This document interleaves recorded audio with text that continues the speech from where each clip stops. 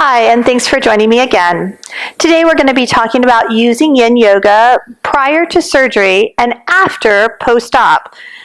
When we use yin yoga prior to surgery, we're actually not using yin yoga on the injured joint.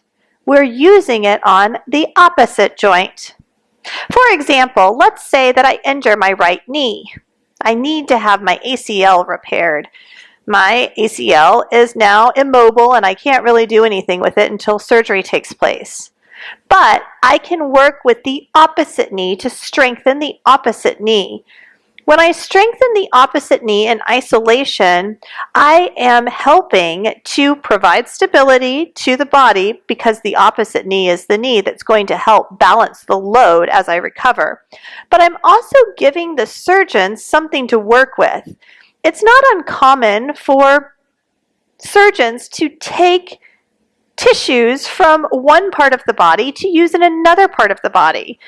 If you talk to the surgeon, or if your client or student talks to their surgeon, and you find out that they are planning on taking tissue from one leg to use in another leg, then you can strengthen the tissue they plan on using to help it to be more effective when it is transferred and grafted.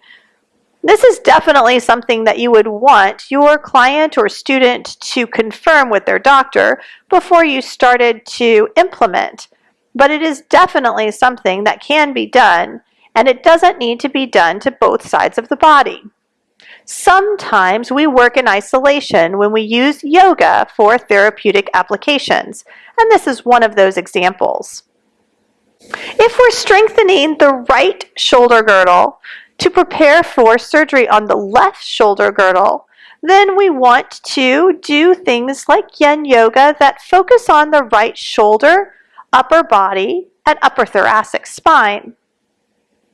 After surgery, we would slowly start to integrate these same movements and strengthening practices on the side that receives surgical intervention.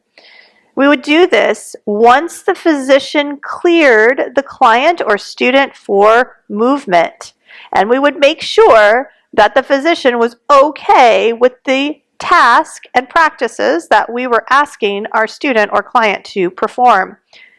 This is why it's so important to have communication with the allopathic practitioners that are supporting our clients and students. When we have an open line of communication with them and the student, we can create a care plan that is beneficial to the student's health, well-being, and healing journey.